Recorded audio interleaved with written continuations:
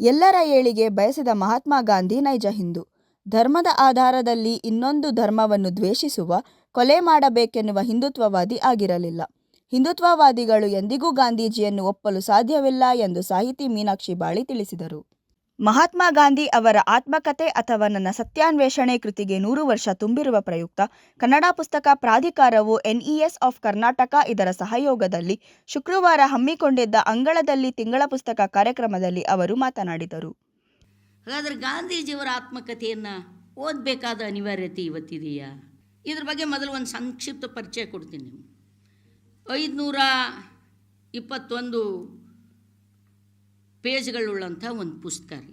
521 page ಅಂದರೆ ಇದಕ್ಕೆ ಈ ಪುಸ್ತಕ ರಚನೆಯಾಗಿ ಹೋದ ನವಂಬರ್ಗೆ ಒಂದು 100 ವರ್ಷ ಆಯ್ತು.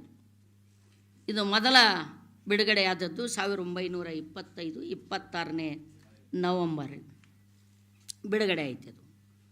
ಅಂದರೆ ಇವತ್ತು 100 ವರ್ಷ ಆಯಿತು ಒಂದು ಶತಮಾನೋತ್ಸವವನ್ನು ಆಚರಿಸುವಂಥದ್ದು. ಏನಿದೆ, ಗಾಂಧಿ ತನ್ನ ಆತ್ಮಕಥೆಯನ್ನು ಬರ್ಕೊಂಡಿದ್ದಾರೆ. ಮೋಹನ್ ದಾಸ್ ಕರಮ್ಚಂದ್ ಗಾಂಧಿ ರಾಷ್ಟ್ರಪಿತ ಅಂತ ಕರೆದೀವಿ, ಮಹಾತ್ಮ ಅಂತ ಕರೆದೀವಿ. ಇವತ್ತು ಗಾಂಧಿ ಅನ್ನುವಂಥ ಒಂದು ವ್ಯಕ್ತಿತ್ವವನ್ನು ಇವತ್ತಿನ ಲೋಕ ಹೇಗೆ ನೋಡ್ತಾ ಇದೆ, ಹೇಗೆ ಒಳಗೊಳ್ತಾ ಇರೋದೆ ಅನ್ನೋದು ಒಂದು.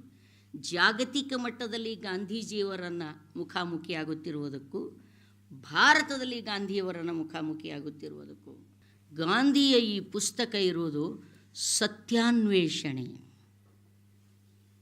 521 ಪುಟದಲ್ಲಿ ಗಾಂಧಿ ತಾವು 25ನ ಸಂದರ್ಭದಲ್ಲಿ 56 ವರ್ಷದ ವಯೋಮಾನದಲ್ಲಿ ಬರೆದದ್ದು. ಗಾಂಧಿ ಮುಂದೆ ಹತ್ಯೆಗೆ ಒಳಗಾದದ್ದು 79ನೇ ವಯಸ್ಸಿನಲ್ಲಿ. 56 ವರ್ಷದ ಕಥೆ ಅವ್ರು ಹೇಳ್ತಾರೆ. ನಾನು ಭಾರತಕ್ಕೆ ಬಂದು ಕಾಂಗ್ರೆಸ್ನಲ್ಲಿ ಸಕ್ರಿಯ ಸದಸ್ಯನಾಗಿ ಭಾಗವಹಿಸಿ ರೋಲೆಟ್ ಚಳುವಳಿ ಅಂದರೆ ನಮ್ಮ ಸ್ವತಂತ್ರ ಸಂಗ್ರಾಮ ಪೀಕಿಗೆ ಹೋಗುವ ಹೊಸ್ತಿಲಲ್ಲಿ ಅಲ್ಲಿವರೆಗಿನ ತಮ್ಮ ಕಥಾನಕವನ್ನು ಬರ್ಕೊಂಡಿದ್ದಾರೆ.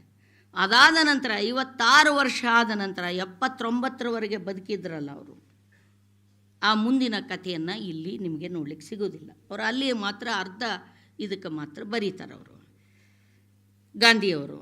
ಅವರು ತಮ್ಮ ಹೀಗಾಗಿ ನಾನೊಬ್ಬ ಸತ್ಯ ಶೋಧಕ ಅಂತ ಹೇಳ್ತಾರೆ. ಈ ಕಥೆಯನ್ನು ಬರೆಯುವಾಗ ಯಾರೋ ಅವ್ರಿಗೆ ಹೇಳಿದ್ರು, ರಾಮದಾಸನವರು ಮತ್ತು ಸ್ವಾಮಿ ಆನಂದನವರು.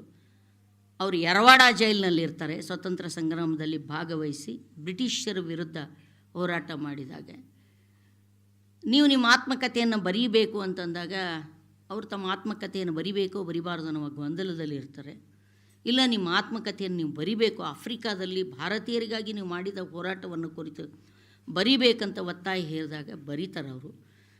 ಅಷ್ಟೊತ್ತಿಗಾಗಲೇ 2 ಪೇಪರ್ ಯಂಗ್ ಇಂಡಿಯಾ ಮತ್ತು ನವಜೀವನ ಅನ್ನುವಂಥ ಪತ್ರಿಕೆಗೆ ಅಂಕಣ ಬರೀತಿರ್ತಾರೆ ಅವರು. ನನಗೆ ಅದ್ರ ಕೆಲಸನೇ ಭಾಳ ಅದೇ, ಮತ್ತೆ ಬರೀಲಿಕ್ಕಾಗಂಗಿಲ್ಲ ಅಂದ್ರೆ ಅವ್ರ ಸ್ನೇಹಿತರು ಹೇಳ್ತಾರೆ, ನಿಮ್ಮ ಆತ್ಮಕಥೆನೇ ಅಂಕಣದ ರೂಪದಲ್ಲಿ ಬರೀರಿ. ಆವಾಗ ಬರೆದ ನಂತರ ಮತ್ತೊಬ್ರು ಕೇಳ್ತಾರೆ, ನೀವು ಯಾಕೆ ಆತ್ಮಕಥೆಯನ್ನು ಬರೆದಿರಿ ಈಗ? ಯಾಕೆ ಭಾರತದೊಳಗೆ ಭಾರತೀಯರಿಗೆ ತಮ್ಮ ಆತ್ಮಕಥೆಯನ್ನು ತಾವು ಬರ್ಕೊಳ್ಳುವಂಥದ್ದು ನಮ್ಮಲ್ಲಿ ಆ ಪರಂಪರೆ ಇರಲಿಲ್ಲ. ನಮ್ಮಲ್ಲಿ ಏನಿದ್ರು ಜೀವನ ಚರಿತ್ರೆ ಬರಿತೇವೆ, ನಾವು ಮತ್ತೊಬ್ಬರ ಚರಿತ್ರೆ ಬರಿತೇವೆ. ನಾವು ಬರ್ಕೊಳ್ಳೋಂಥದ್ದು ಇರಲಿಲ್ಲ. ಅದು ಪಾಶ್ಚಾತ್ಯರ ಸ್ವಭಾವ. ಅದು ಆಟೋಬಯೋಗ್ರಫಿ ನೋಡ್ರಿ, ಒಂದು ಕತೆ ಒಂದು ಕಾದಂಬರಿ ಬರೆಯೋದಕ್ಕಿಂತ ಆತ್ಮಚರಿತ್ರೆ ಬರೆಯೋದು ಭಾಳ ಕಷ್ಟದ ಕೆಲಸ. ಆಗ ಆತ್ಮಚರಿತ್ರೆ ನಂದು ಬರಿಬೇಕಲ್ಲ. ನಂದು ಬರಿಬೇಕಂದ್ರೆ ನಾ ಮಾಡಿದ ಕಳ್ತನ, ಸುಳ್ತನ, ಮೋಸ, ವಂಚನೆ ಇದೆಲ್ಲ ಬರಲಿಕ್ಕೆ ಸಾಧ್ಯ ಅದನಾ? ನಾ ಕಳು ಮಾಡಿದ್ದು ಹೇಳ್ಬೋದಾ? ಅಲ್ಲ, ನಾ ಕಳು ಮಾಡಿದ್ದು ಹೇಳೋಕ್ಕಾಗಿಲ್ಲ. ನಾ ಯಾರಿಗೋ ಹೊಡೆದಿದ್ದು ಹೇಳ್ಬೋದಾ? ಹೇಳೋಕ್ಕಾಗಂಗಿಲ್ಲ. ಎಷ್ಟೋ ವಿಷಯಗಳು ನಮಗೆ ನಾವೇ ಹೇಳ್ಕೊಳಂಗಿಲ್ಲ. ನಾವೇ ನೆನಪರ್ಲಿಕ್ಕೆ ಶುರು ಮಾಡ್ತೀವಿ. ಆತ್ಮಚರಿತ್ರೆ ಅಂದರೆ ತಾನು ಏನು ಒಳ್ಳೇದು ಮಾಡಿದ್ದಾನೆ, ಕೆಟ್ಟದ್ದು ಮಾಡಿದ್ದಾನೆ ಅದೆಲ್ಲವೂ ಕೂಡ ವಸ್ತುನಿಷ್ಠವಾಗಿ ಪ್ರಾಮಾಣಿಕವಾಗಿ ಸೀದಾ ಬರಿಬೇಕು. ಅಷ್ಟು ಸರಳದ ನನಗೆ ನಾನು ಸಾಕ್ಷಾತ್ಕಾರ ಮಾಡ್ಕೊಳ್ಳೋದು ಅಷ್ಟು ಸರಳದನಾ? ಇಲ್ಲಲ್ಲ. ಆದ್ದರಿಂದ ಭಾರತೀಯರಿಗೆ ಚಾರಿತ್ರ್ಯ ಮುಖ್ಯವಾಗಿತ್ತೆ ಹೊರತು ಚರಿತ್ರೆ ಮುಖ್ಯ ಆಗಿರಲಿಲ್ಲ. ಭಾರತೀಯರಿಗೆ ಆತ್ಮಚರಿತ್ರೆ ಬರ್ಕೊಳ್ತಕ್ಕಂಥ ಅಭ್ಯಾಸ ಇರಲಿಲ್ಲ. ನಮ್ಮಲ್ಲಿ ಆತ್ಮಚರಿತ್ರೆಗಳೇ ಸಿಗೋದಿಲ್ಲ. ಆದರೆ ಪಾಶ್ಚಾತ್ಯರ ಮನೋಭೂಮಿಕೆ ಬೇರೆ, ಪಾಶ್ಚಾತ್ಯರ ಗ್ರಹಿಕಾಕ್ರಮ ಬೇರೆ. ಪಾಶ್ಚಾತ್ಯರ ಬದುಕನ್ನು ನೋಡಿರ್ತಕ್ಕಂಥ ಕ್ರಮಕ್ಕೂ ಪೌರವಾತ್ಯರ ಬದುಕನ್ನು ನೋಡಿರೋ ಕ್ರಮಕ್ಕೂ ವ್ಯತ್ಯಾಸ ಇದೆ. ಬರೆದ ನಂತರ ನೀವು ಯಾಕೆ ಬರೆದ್ರಿ ನಿಮ್ಮ ಆತ್ಮಚರಿತ್ರೆ? ಯಾಕಂದರೆ ನೀವು ಇವತ್ತು ತಾಳಿರುವಂಥ ಎಷ್ಟೋ ಅಭಿಪ್ರಾಯಗಳು ನಾಳೆ ಬದಲಾಗ್ಬೋದು, ಮತ್ತು ನೀವು ಹೇಳಿರ್ತಕ್ಕಂಥ ಮಾತುಗಳಲ್ಲಿ ಎಷ್ಟೋ ತಪ್ಪು ಅನಿಸ್ಕೋಬೋದು. ಯಾಕೆ ಬರೆದ್ರಿ ಅಂತ ಗಾಂಧಿ ಹೇಳ್ತಾರೆ, ಇಲ್ಲ, ನನ್ನ ಆತ್ಮಚರಿತ್ರೆಯನ್ನು ನಾನು ಎದಕ್ಕೆ ಬರೆದೀನಿ ಅಂದರೆ, ನನ್ನ ಉದ್ದೇಶವಾದರೂ ಸತ್ಯಾಗ್ರಹ ಶಾಸ್ತ್ರದಲ್ಲಿ ನನ್ನ ಪ್ರಯೋಗಗಳನ್ನು ತಿಳಿಸುವುದಾಗಿದೆ ಹೊರತು ನಾ ಎಷ್ಟು ಒಳ್ಳೆಯವನು ಅಂತ ಜಗತ್ತಿಗೆ ಬಿತ್ತ ಉದ್ದೇಶದಿಂದ ನಾ ಇದನ್ನು ಬರೆದಿಲ್ಲ. ಇದನ್ನು ಸ್ಪಷ್ಟಪಡಿಸ್ಯಾರವರು. ಸತ್ಯದೊಂದಿಗೆ ನನ್ನ ಅನ್ವೇಷಣೆ, ಸತ್ಯದ ಜೊತೆಗೆ ನಾನು ಮಾಡಿರ್ತಕ್ಕಂಥ ಪ್ರಯೋಗಗಳು, ಆ ಪ್ರಯೋಗಗಳು ನನ್ನ ಪ್ರಯೋಗಗಳವು, ಅದನ್ನು ಅವ್ರು ಹೇಳ್ಕೊಂಡಾರೆ. ಇಲ್ಲಿರ್ತಕ್ಕಂಥ ಒಳಿತು ಅನ್ನೋದು ಏನಾದರೂ ಇದ್ದರೆ ಅದು ಸಮಾಜ ನನಗೆ ಕೊಟ್ಟಿದ್ದು, ಇಲ್ಲಿರ್ತಕ್ಕಂಥ ದೋಷ ದೌರ್ಬಲ್ಯಗಳು ಅಂತ ಅನ್ನೋದು ಏನಾದರೂ ಇದ್ದರೆ ಅದು ನಂದು ಅಂತ ಹೇಳ್ಕೊಂಡಿದ್ದಾರೆ ಅವರು. ಈಗ ಸ್ನೇಹಿತರೆ, ಈ ಗಾಂಧಿಯನ್ನ ಪುಸ್ತಕವನ್ನು ನೀವು ಕುತೂಹಲಕ್ಕಾದರೂ ಒಂದು ಸಲ ಓದ್ತೀರಿ. ನೀವು ಓದಬೇಕು. ನಿಮಗೆ ಭಾಳ ಸಲ ಇದು ಔಟ್ಡೇಟೆಡ್ ಅನ್ನಿಸ್ತದೆ. ಯಾಕೆ ಇಡೀ ಉದ್ದಕ್ಕೂ ಶಾಕಾಹಾರಗಳನ್ನ ಅಂದರೆ ಸಸ್ಯಾಹಾರಿಯಾಗಿ ತಾವು ಮುಂದುವರಿಲಿಕ್ಕೆ ಮಾಡಿರ್ತಕ್ಕಂಥ ಪ್ರಯೋಗಗಳನ್ನ ಕುರಿತು ಭಾಳ ಮಾತಾಡ್ತಾರೆ. ಅವರು ಶುದ್ಧವಾಗಿ ಸಸ್ಯಾಹಾರಿಗಳಾಗಿದ್ದರು, ಶಾಕಾಹಾರಿಗಳಾಗಿದ್ದರು. ಇದನ್ನು ಈಗಿನ ಹುಡುಗರು ಓದಿಬಿಟ್ರೆ, ಪಿಜ್ಜಾ ಬರ್ಗರ್ ತಿನ್ನಂಥ ಹುಡುಗರು ಏನೋ ಒಂದು ತಿಂದು ಹೊಟ್ಟೆ ತುಂಬಿಸ್ಕೊಂಬಸಲಕ್ಕೆ ಈ ಗಾಂಧಿ ಹಾಕಿಟ್ಟು ಒದ್ದಾಡ ಅನಿಸ್ಬಿಡುತ್ತೆ. ನೀವು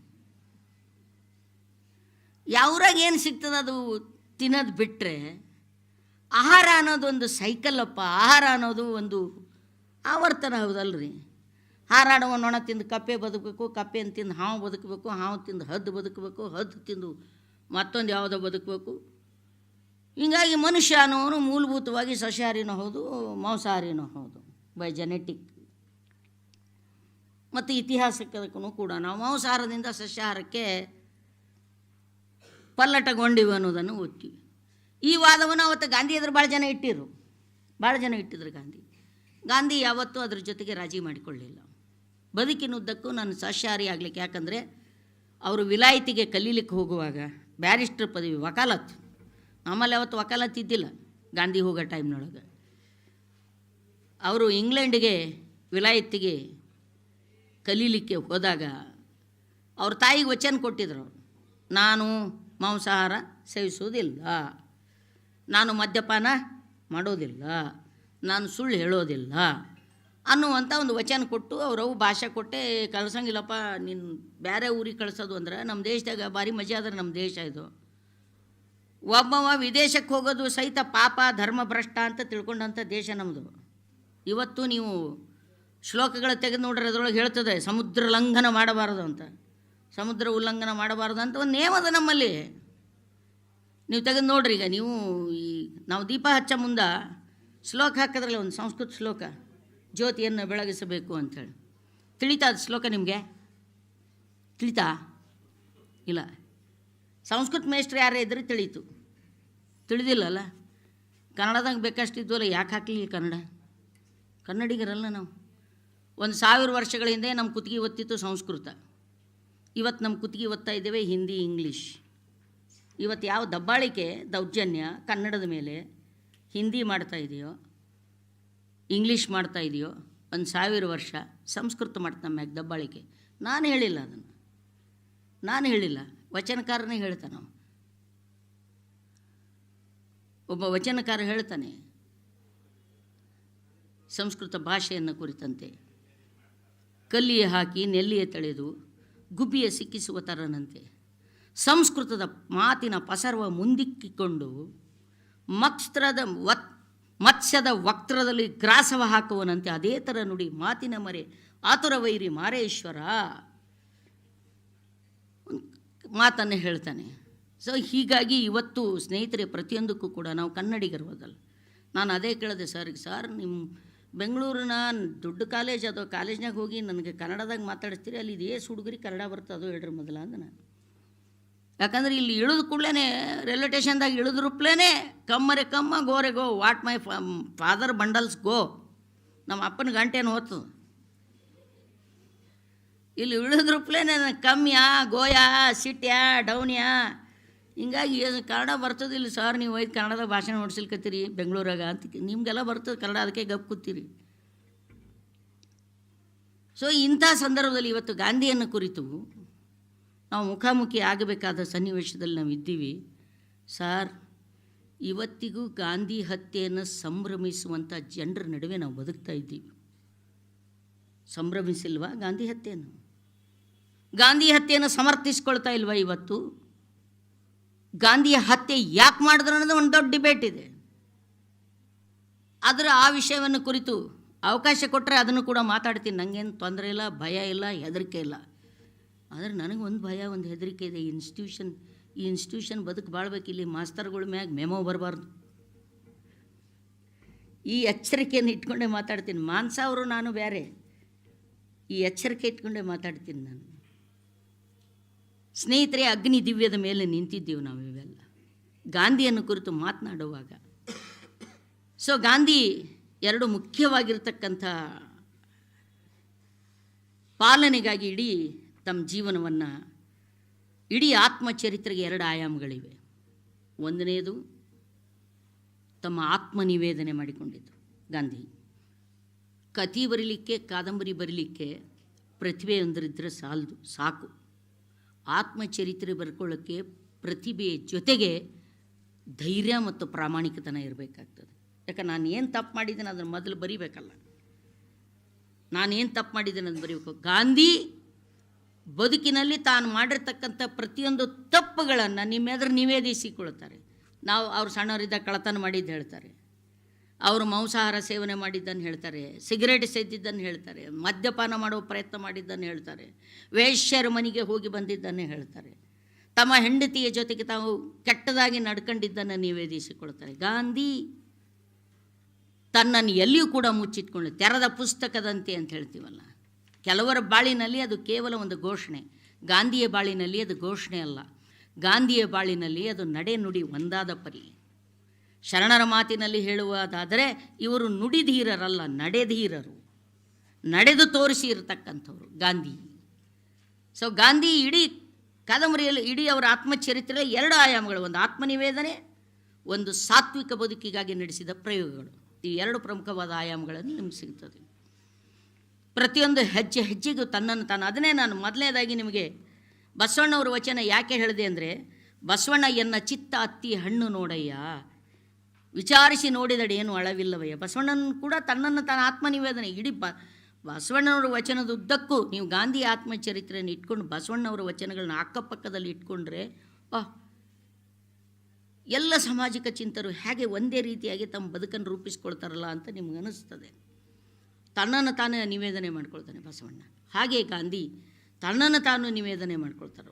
ನಿವೇದನೆ ಮಾಡಿಕೊಂಡು ನಾನು ಮಾಡಿರ್ತಕ್ಕಂಥ ತಪ್ಪುಗಳು ಹೀಗಿವೆ, ಆದರೆ ನನ್ನ ಒಂದೇ ಒಂದು ವೈಶಿಷ್ಟ್ಯ ಏನಂದರೆ, ನಾನು ಮಾಡಿದಂಥ ತಪ್ಪನ್ನು ತಿದ್ದಿಕೊಳ್ಳುವ ಪ್ರಾಮಾಣಿಕ ಪ್ರಯತ್ನ ಮಾಡಿದ್ದೇನೆ. ನೀವು ಪ್ರಾಮಾಣಿಕ ಪ್ರಯತ್ನ ಮಾಡುವುದಾದರೆ, ನಿಮ್ಮ ಆತ್ಮಶೋಧನೆಯನ್ನು ನೀವು ಮಾಡಿಕೊಳ್ಳಬಹುದಾದರೆ, ನಾನು ಒಬ್ಬನೇ ಮಹಾತ್ಮ ಅಲ್ಲ, ನೀವೆಲ್ಲರೂ ಮಹಾತ್ಮನೇ ಅಂತ ಹೇಳ್ತಾರೆ ಅವರು.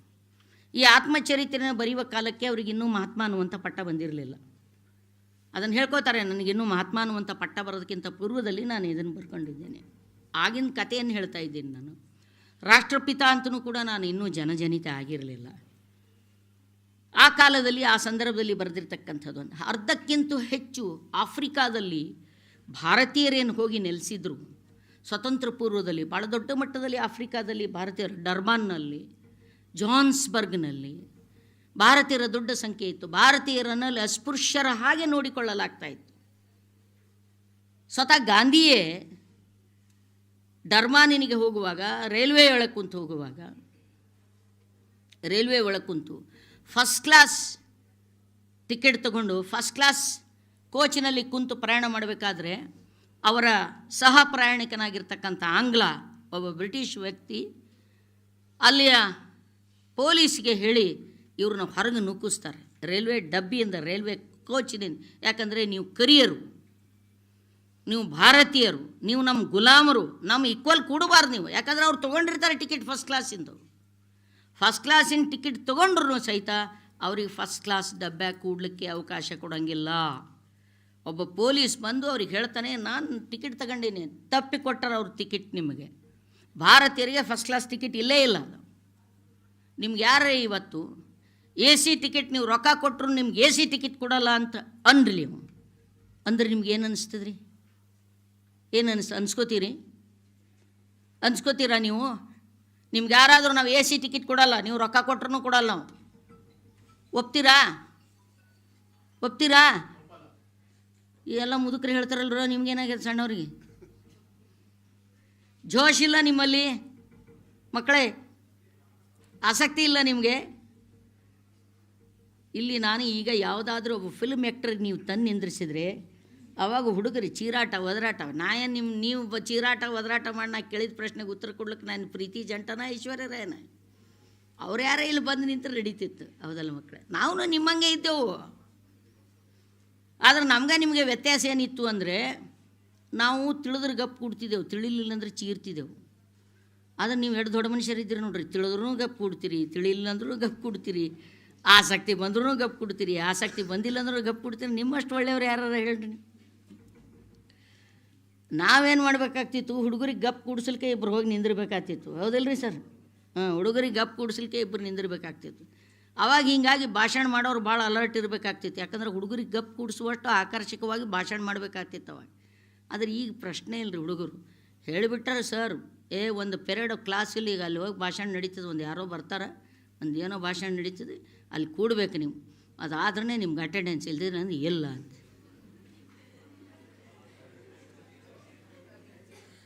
ರೈಟ್? ಖರೇದ?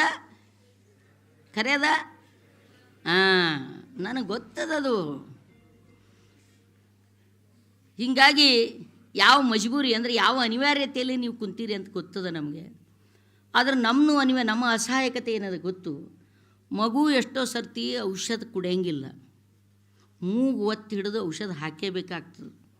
ಇಲ್ದ್ರೆ ಕೆಮ್ಮು ಕಮ್ಮಾಗಲ್ಲ, ಜ್ವರ ಕಮ್ಮಾಗಂಗಿಲ್ಲ, ನೆಗಡಿ ಕಮ್ಮಾಗಂಗಿಲ್ಲ. ಯಾವ ಮಗುನೂ ಇಷ್ಟಪಟ್ಟು ಔಷಧ ಕುಡಿಯಂಗಿಲ್ಲ. ಕುಡಿತದೇನ್ರಮ್ಮ? ಇಲ್ಲ. ಏನು ಮಾಡ್ಬೇಕಾಗ್ತದಕ್ಕೆ? ಮ್ಯಾಗ ಶುಗರ್ ಕೋಟೆಡರೇ ಕೊಡಬೇಕು, ಇಲ್ಲ ಕೆಲವೊಂದು ಗುಳಿಗೆ ಹಿಂಗವ ಶುಗರ್ ಕೋಟೆಡ್ ಕೊಡ್ಲಿಕ್ಕೆ ಬರಲ್ಲ. ಏನು ಮಾಡ್ಬೇಕು ಅವಾಗ? ಮಗುವಿಗೆ ಔಷಧ ಹಾಕ್ಬೇಕಾದ್ರೆ ಏನು ಮಾಡ್ತಾರಮ್ಮ ನಿಮ್ಮ ತಾಯಿದರು? ಏನು ಮಾಡ್ತಾರೆ? ಮೂಗಿಡೋದು ಹಾಕ್ತಾರೆ. ಅಷ್ಟು ಗೊತ್ತಿಲ್ಲ ನಿಮ್ಗೆ. ಏನು ಗೊತ್ತಿದ್ರು ಯಾಕೆ ಹೇಳಮ್ಮ ಇವ್ರು ಏನೋ ತಂತ ಒದರ್ತಾರಲ್ಲಗತ್ತೀರಿ. ಸೊ ಹೀಗಾಗಿ ಮಕ್ಕಳೇ, ಇನ್ನೊಂದು 10-20 ನಿಮಿಷ ಮಾತಾಡ್ತೀನಿ ನಾನು. ಮಾತಾಡ್ಬೋದಾ? ನೀವು ಹುಡುಗರು ಮಾತಾಡ್ಬೋದಾ? ಗಾಂಧಿ ಬಗ್ಗೆ ಏನಾದರೂ ತಿಳ್ಕೊಬೇಕಾ? ಏನು ಮಾಡ್ತೀರಿ? ಅವೆಲ್ಲ ಔಟೇಟ ಗಾಂಧಿಗೆ ತೊಗೊಂಡು ಯಾಕೆ ಗಾಂಧಿ ಇತ್ತೀಚಿನ ದಿನಗಳಲ್ಲಿ ಅದೊಂದು ಜೋಕ್ ಆಗಿದೆ. ಗಾಂಧಿಯನ್ನು ಎಷ್ಟು ಬೇಕಷ್ಟು ಕಿಳೀಕರಿಸಲಾಗಿದೆ. ಯಾವುದಲ್ಲ ಯಾರೇ ಹೊಂಟ್ರಿ ಇವ ಬಂದು ನೋಡವ ಗಾಂಧಿ ಕ್ಲಾಸಿನ ಮಗ ಅಂಥೇಳಿ ಅತ್ಯಂತ ಕಿಳೀಕರಿಸಿದ್ದೇವೆ ಗಾಂಧಿಯನ್ನು ನಾವು. ಆಧುನಿಕ ಭಾರತದಲ್ಲಿ ನಾವು ಮಾಡಿರ್ತಕ್ಕಂಥ ದೊಡ್ಡ ಕೆಲಸ ಅಂದರೆ ನಮ್ಮ ಎಲ್ಲ ಆದರ್ಶ ವ್ಯಕ್ತಿತ್ವವನ್ನು ಕಿಳೀಕರಿಸಿದ್ದು. ಬಾಂಧಿಮ ದೊಡ್ಡ ಮಹಾತ್ಮಗಿರಿ ಮಾಡಿದ್ರೆ ನಡೆಯಲಿಲ್ಲ. ನೀವೊಬ್ಬನೇ ಮಹಾತ್ಮ ಬಂದೇನು ಅಂತ ತಿಳ್ಕೊಂಡೆ. ಮಜಬೂರಿಕ ನಾವು ಮಹಾತ್ಮ ಗಾಂಧಿ. ಮಜಬೂರಿ ಎಲ್ಲಿದೆ ಅಲ್ಲಿ ಮಜಬೂರಿ, ಅನಿವಾರ್ಯತೆ ಎಲ್ಲಿದೆ ಅಲ್ಲಿ ಮಹಾತ್ಮ ಅನ್ನೋದನ್ನು. ಸಿನಿಮಾ ತೋರಿಸ್ತಿದ್ರು ನಾವು ಸಣ್ಣವರಿದ್ದಾಗ. ಸಿನಿಮಾ ತೋರಿಸುವಾಗ ಫಿಲಿಮ್ ಡಿವಿಷನ್ ಕಿ ಭೇಟ್ ಅಂಥೇಳಿ ಬರ್ತಿತ್ತು. ಒಂದು ನ್ಯೂಸ್ ರೀಲ್ ಬರ್ತಿತ್ತು. ನ್ಯೂಸ್ ರೀಲ್ದಾಗ ಕರೆಂಟ್ ಅಫೇರ್ಸ್, ಭಾರತದಲ್ಲಿ ನಡೆದಿರ್ತಕ್ಕಂಥ ಕರೆಂಟ್ ಅಫೇರ್ಸ್ ತೋರಿಸ್ತಿದ್ರು. ಹೆಚ್ಚು ಗಾಂಧಿ ಬಗ್ಗೆ ತೋರಿಸ್ತಿದ್ರು. ಆದರೆ ನಮ್ಮ ಹುಡುಗರು ಯಾರು ಆ ಗಾಂಧಿ ಬಗ್ಗೆ ನೋಡುವಂಥ ಆಸಕ್ತಿ ತೋರ್ತಿದ್ದಿಲ್ಲ. ಯಾಕಂದರೆ ಗಾಂಧಿ ಆಕರ್ಷಕವಲ್ಲದ ವ್ಯಕ್ತಿತ್ವ ಅನ್ನೋದನ್ನು ನಮ್ಮ ತಲೆಯಲ್ಲಿ ಬಿತ್ತಲಾಯಿತು ಗಾಂಧಿಯ ಬದುಕನ್ನು ಕುರಿತಂತೆ. ಇವತ್ತು ನೀವು ನಮ್ಮ ಹುಡುಗರಿಗೆ ಈ ಆತ್ಮಚರಿತ್ರೆಯನ್ನು ಓದಿಸೋದು ಹೇಗೆ ಅನ್ನೋದ್ರ ಬಗ್ಗೆನೇ ಕೂಡ ಒಂದು ಸಂಶೋಧನೆ ಮಾಡಬೇಕಾಗಿದೆ. ಗಾಂಧಿ ಪ್ರತಿಯೊಂದು ವಿವರಗಳನ್ನು ನೆನಪಿಟ್ಟು ತಮ್ಮ ಮಾತುಗಳಲ್ಲಿ ಅದನ್ನು ವ್ಯಕ್ತಪಡಿಸ್ತಾ ಹೋಗ್ತಾರೆ.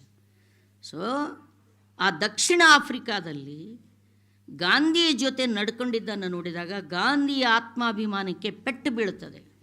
ಇವತ್ತು ಭಾರತದಲ್ಲಿ ಆಗಿರ್ತಕ್ಕಂಥ ದೊಡ್ಡ ಪರಿಸ್ಥಿತಿ ಏನಂದರೆ, ನಮ್ಮ ಆತ್ಮಾಭಿಮಾನವನ್ನು ಸುಟ್ಟು ಹಾಕಲಾಗಿದೆ, ನಮ್ಮ ಆತ್ಮಾಭಿಮಾನವನ್ನು ಸರ್ವನಾಶ ಮಾಡಲಾಗಿದೆ. ನಮ್ಗೆ ಸಿಟ್ಟೇ ಬರೋದಿಲ್ಲ, ಸಿಟ್ಟು ಬರೋಂಗಿಲ್ಲ. ಯಾಕೆ ಎಲ್ಲಿ ಬರೋಂಗಿಲ್ಲ ಹೇಳ್ತೀನಿ ಕೇಳ್ರಿ. ನೀವು ದೇವಸ್ಥಾನಗಳಿಗೆ ಹೋಗ್ತಿರಲ್ಲ, ಉಡುಪಿ ಮಠಕ್ಕೆ ಹೋಗ್ತಿರಲ್ಲ, ಯಾವುದೇ ಮಠ, ಒಂದು ಎಕ್ಸಾಂಪಲ್ ತಗೊಳ್ತಾ ಇದ್ದೀನಿ. ಉಡುಪಿ ಮಠಕ್ಕೆ ಹೋಗ್ತಿರಲ್ಲ, ನಾವು ಹೆಣ್ಮಕ್ಳು ಇರ್ತೇವಲ್ಲ, ಅಲ್ಲಿ ಹಣಿಗೆ ಹಚ್ಕೊಳಕ್ಕೊಂದು ಪ್ರಸಾದ ಕೊಡ್ತಾರೆ, ಬಟ್ಟು ಕೊಡ್ತಾರೆ ಒಂದು. ಇಲ್ಲೇನೋ ಹಚ್ಕೋತೀವಲ್ಲ, ಏನಂತೀರ ಅದಕ್ಕೆ? ಕುಂಕುಮನೋ ಅರಿಶಿಣದ ಏನೋ ತಿಲಕ್. ನಾವು ಹೋಗಿ ಹಿಡಿದ್ರೆ ಹಿಂಗೆ ಮ್ಯಾಗಿಂದ ಎತ್ತಿ ಒಕ್ಕಡ್ತಾರೆ, ಮುಟ್ಟಿ ಹಚ್ತಾರೆ, ನಿಮ್ಗೆ ಮುಟ್ಟಿ ಹಚ್ತಾರ, ಹಿಂಗೆ ಎತ್ತಿ ಒಕ್ಕಡ್ತಾರೆ ಹೆಣ್ಮಕ್ಳಿಗೆ ಸ್ಪೆಷಲಿ. ನಮಗೆ ದೇವಸ್ಥಾನದ ಗರ್ಭಗುಡಿ ಒಳಗೆ ಬಿಡ್ತಾರೆ, ಮುಟ್ಟಿಸ್ಕೋತಾರೆ. ನಾವು ರೊಕ್ಕ ಕೊಟ್ರೆ, ನೀವು ಹಣ ಹಾಕ್ತಿರಲ್ಲ ಹುಂಡಿಗೆ, ಮುಟ್ಟಿಸ್ಕೋತಾರಲ್ಲ ಪೂಜಾರಿ. ನಾವು ಹಾಕಿದ ಹಣ ಆರತಿ ತಟ್ಟೆ ಒಳಗೆ ಹಣ ಹಾಕ್ತಿರಲ್ಲ, ಅದನ್ನು ಮುಟ್ಟಿಸ್ಕೋತಾರೆ ನಮ್ಗೆ. ಮತ್ತು ಅದು ಸಿಟ್ಟೆ ಬರಲ್ಲ ನಿಮಗೆ. ನಾ ಕೊಟ್ಟಿದ ಹಣ ಕಾಸು ಮುಟ್ಟಿಸ್ಕೊಳ್ತಿದ್ದೀಯಲೇ ಸ್ವಾಮಿ ಪುರೋಹಿತ, ನನ್ನನ್ನು ಯಾಕೆ ಮುಟ್ಟಿಸ್ಕೊಳ್ಳಂಗಿಲ್ಲೋ ಲೋಫರ್ ಅನ್ಲಿಕ್ಕಾಗಲ್ಲ. ಸಿಟ್ಟು ಬಂದ್ರೆ ಬೈಗಳು ಬರ್ತಾವೆ, ಸಿಟ್ಟು ಬರಲಿ ಅಂದ್ರೆ ಹೆಂಗೆ ಬೈಗಳು ಬರ್ತಾವೆ? ಸಿಟ್ಟು ಬಂದರೆ ಬೈಗಳು ಬರ್ತದೆ. ಮುಟ್ಟಿಸ್ಕೊಳ್ಳಂಗಿಲ್ಲ ನನ್ನನ್ನು, ನಮಗೆ ಸಿಟ್ಟೇ ಬರೋಂಗಿಲ್ಲ. ದಲಿತರಿಗೆ ಅವಕಾಶ ಇಲ್ಲ, ಮಹಿಳೆಯರಿಗೆ ಅವಕಾಶ ಇಲ್ಲ, ಸಿಟ್ಟು ಬರುವುದಿಲ್ಲ ನಮಗೆ. ಅನೇಕ ದೇವಸ್ಥಾನಗಳಿವೆ ಇಲ್ಲಿ, ನಮಗೊಳಗೆ ಅವಕಾಶ ಇಲ್ಲ. ಗರ್ಭಗುಡಿಯಲ್ಲಿ ಇವತ್ತಿಗೂ ಏನ್ರಿ ಈಗೇನು ಎಲ್ಲರಿಗೂ ಪ್ರವೇಶ ಅದಲ್ರಿ ಅಂತ, ಒಂದು ಲೆವೆಲ್ ತನಕ ಪ್ರವೇಶ ಅದ, ಒಳಗೆ ಪ್ರವೇಶ ಇಲ್ಲ. ಇದೆಯಾ ಒಳಗೆ ಪ್ರವೇಶ? ಇಲ್ಲ, ಒಳಗೆ ಪ್ರವೇಶ ಇಲ್ಲ. ಇವತ್ತಿಗೂ ಕೂಡ ನಮಗದು ತಪ್ಪಲ್ಲ ಅಂತ ಅನಿಸಿಲ್ಲ. ಹೆಣ್ಣನ್ನು ಮಾಯೆ ಅಂತ ಕರೆದ್ರೆ ನಮ್ಗೆ ತಪ್ಪು ಅನ್ನಿಸ್ಲಿಲ್ಲ, ಹೆಣ್ಣನ್ನು ಮೈಲಿಗೆ ಅಂತ ಕರೆದ್ರೆ ನಮ್ಗೆ ತಪ್ಪು ಅನ್ನಿಸ್ಲಿಲ್ಲ. ಆದರೆ ಗಾಂಧಿಗೆ ಇದು ತಪ್ಪು ಅನ್ನಿಸ್ತು. ನನ್ನನ್ನು ಹೊರಗೆ ನೂಕಿದ್ದು ತಪ್ಪು, ನಾನು ಮನುಷ್ಯ, ಈ ಭೇದ ಭಾವ ಯಾಕೆ? ಅಲ್ಲಿರ್ತಕ್ಕಂಥ ಎಲ್ಲ ಭಾರತೀಯರಿಗೆ ಅವರಿಗೊಂದು ಐ ಡಿ ಕೊಟ್ಟಿದ್ರು, ಭಾರತೀಯರು ಅಂತ ಬರಬೇಕಾಗಿತ್ತು. ಕೆಲವು ನಿರ್ದಿಷ್ಟ ಸ್ಥಳಗಳಲ್ಲಿ ಅವರಿಗೆ ಪ್ರವೇಶ ಇರಲಿಲ್ಲ, ಅವರಿಗೆ ಸರ್ಕಾರದ ಮುಖ್ಯವಾಗಿರ್ತಕ್ಕಂಥ ಹಂತಗಳಲ್ಲಿ ಪ್ರವೇಶ ಇರಲಿಲ್ಲ. ಅದರ ವಿರುದ್ಧ ಹೋರಾಟ ಮಾಡಿದರು ಅವರು. ದಕ್ಷಿಣ ಆಫ್ರಿಕಾದಲ್ಲಿ ಭಾಳ ಕಷ್ಟಪಟ್ಟು ಹೋರಾಟ ಮಾಡಿದರು. ಸರ್ಕಾರದ ವಿರುದ್ಧ ಹೋರಾಟ ಮಾಡುವಾಗ ಸತ್ಯ ಎಂಬ ಅಸ್ತ್ರವನ್ನು ಹಿಡ್ಕೊಂಡು ಹೋರಾಟ ಮಾಡಿದರು ಅವರು. ಸತ್ಯ ಎಂಬ ಅಸ್ತ್ರವನ್ನು ಇಟ್ಕೊಂಡು ಹೋರಾಟ ಮಾಡಿದರು. ಅಹಿಂಸೆ ಅನ್ನುವಂಥ ಅಸ್ತ್ರವನ್ನು ಇಟ್ಕೊಂಡು ಹೋರಾಟ ಮಾಡಿದರು ಅವರು. ಅಹಿಂಸೆ ಅನ್ನುವಂಥ ಅಸ್ತ್ರ ನೋಡಿ, ಬದುಕಿನುದ್ದಕ್ಕೂ ಅಹಿಂಸೆ ಎನ್ನುವ ಅಸ್ತ್ರವನ್ನು ಇಟ್ಕೊಂಡು ಹೋರಾಟ ಮಾಡಿರ್ತಕ್ಕಂಥ ಒಬ್ಬ ವ್ಯಕ್ತಿ ಹಿಂಸೆ ಮೂಲಕ ಕೊಲೆಗೊಳಗಾಗ್ತಾನೆ. ಗುಂಡಿನೇಟಿಗೆ ಬಲಿಯಾಗಿ ಸಾವನ್ನಪ್ಪಬೇಕಾಗ್ತದೆ. ಇದೇ ದುರಂತ ಅಂತ, ಇದೇ ದುರಂತ. ಸೊ ಇವತ್ತು ಗಾಂಧಿ ತಾನು ಇಡೀ ದೇಶಕ್ಕೆ ನಿಷ್ಠನಾಗಬೇಕಾದ ಅನಿವಾರ್ಯತೆಯನ್ನು ಹೇಳುವಾಗ ಕೇವಲ ರೈಲ್ವೆಲಿಂದ ಹೊರಗೆ ಹಾಕೋದಷ್ಟೇ ಅಲ್ಲ, ಗಾಡಿ ಅವರು ಎತ್ತಿನ ಗಾಡಿ ಮ್ಯಾಗ ಒಂದು ಟಾಂಗಾದಲ್ಲಿ ಕುದುರೆ ಗಾಡಿಯಲ್ಲಿ ಕುಳಿತು ಹೋಗುವಾಗನೂ ಕೂಡ ಕುದುರೆ ಗಾಡಿಯ ಸವಾರ ನೀನು ಕೆಳಗೆ ಕೂಡಬೇಕು ಅಂತ ಹೇಳ್ತಾನೆ. ನಾನು ಕೆಳಗೆ ಕೂಡೋದಿಲ್ಲ, ನಾನು ಎಲ್ಲರ ಸಮಾನ ಕೂಡ್ತೀನಿ ಅಂದರೆ ಗಾಂಧಿಯನ್ನು ಕುದುರೆ ಗಾಡಿಯ ನಡೆಸುವಂಥ ವ್ಯಕ್ತಿ ಗಾಂಧಿಯವರನ್ನು ಹೊಡಿತಾನೆ ಇಲ್ಲಿ. ಹೀಗಾಗಿ ಇಡೀ ದಕ್ಷಿಣ ಆಫ್ರಿಕಾದಲ್ಲಿ ಹೋರಾಟವನ್ನು ಮಾಡಿದ್ದನ್ನು ಭಾಳ ವಿಸ್ತೃತವಾಗಿ ಬರೀತಾರೆ. ಅಲ್ಲಿಂದ ಅವರು ತಿರುಗಿ ಭಾರತಕ್ಕೆ ಬಂದ ನಂತರ ವಿಷಯಗಳನ್ನು ಕೂಡ ಬರೀತಾರೆ ಅವರು. ತನ್ನ ಕುಟುಂಬದೊಂದಿಗೆ ತಾನು ಹೇಗೆ ನಡ್ಕೊಂಡೆ ಅನ್ನುವಂಥದ್ದನ್ನು ಕೂಡ ಬರೀತಾರೆ ಅವರು. ತಮ್ಮ ಆತ್ಮನಿವೇದನೆಯನ್ನು ಮಾಡ್ಕೊಳ್ತಾರೆ. ಆಮೇಲೆ ಅವ್ರ ಜೀವನದೊಳಗೆ ಎರಡು ಪ್ರಮುಖವಾಗಿರ್ತಕ್ಕಂಥ ಸಿದ್ಧಾಂತವನ್ನು ಇಟ್ಕೊಂಡು ಹೊರಡ್ತಾರೆ. ಒಂದು ಬ್ರಹ್ಮಚರ್ಯ, ಇನ್ನೊಂದು ಅಹಿಂಸೆ. ಅಹಿಂಸೆ ಅನ್ನೋದನ್ನು, ಹಿಂಸೆ ಅನ್ನೋದಂದರೆ ಬರೀ ಪ್ರಾಣಿಗಳನ್ನು ಹತ್ಯೆ ಮಾಡೋದಷ್ಟೇ ಹಿಂಸೆ ಅಂತ ಅನ್ನಂಗಿಲ್ಲ ಅವರು. ಈಗ ನಮ್ಮಲ್ಲಿ ಹಿಂಸೆ ಅನ್ನೋದು ಎಲ್ಲಿಗೆ ಬಂದು ನಿಂತಿದೆ? ಮಾಂಸಾಹಾರ ಶಾಕಾಹಾರ ಅನ್ನೋದಲ್ಲಿ ಗಾಂಧಿ ಶುದ್ಧ ಶಾಕಾಹಾರಿಗಳು, ಅದರ ಅತ್ಯಂತ ಮಾನವೀಯ ಅಂತಃಕರಣವುಳ್ಳವರು. ಗಾಂಧಿ ಮುಸ್ಲಿಮರನ್ನು ಪ್ರೀತಿಸಿದಷ್ಟು, ಅವರನ್ನು ಸಂಭಾಳಿಸಿದಷ್ಟು, ಅವರ ಬಗ್ಗೆ ತಮ್ಮ ನಿಷ್ಠತೆಯನ್ನು ತೋರಿಸಿದಷ್ಟು ಬಹುಶಃ ಭಾರತದಲ್ಲಿ ಇವತ್ತಿಗೆ ಯಾರಿಗೂ ತೋರಿಸಲಿಕ್ಕೆ ಸಾಧ್ಯ ಆಗಿಲ್ಲ. ಗಾಂಧಿ ಸ್ವತಃ ಶಾಕಾಹಾರಿಯಾಗಿದ್ದರು, ಆದರೆ ಯಾವತ್ತೂ ಮಾಂಸಾಹಾರ ತೆಗೆದುಕೊಳ್ಳುವವರನ್ನು ಅಪಮಾನಿಸಲಿಲ್ಲ, ಅವರನ್ನು ಕುರಿತು ಹೇವರಿಕೆಯನ್ನು ಬೆಳೆಸ್ಕೊಳ್ಳಿಲ್ಲ. ಅವರಿಗೆ ಅತ್ಯಂತ ಆತ್ಮೀಯರಾದವರೆಲ್ಲರೂ ಕೂಡ ಮುಸ್ಲಿಮರಾಗಿದ್ದರು. ಅವರ ಹೋರಾಟದಲ್ಲಿ ಭಾಗವಹಿಸಿದವರೆಲ್ಲರೂ ಕೂಡ ಮುಸ್ಲಿಮರಾಗಿದ್ದರು.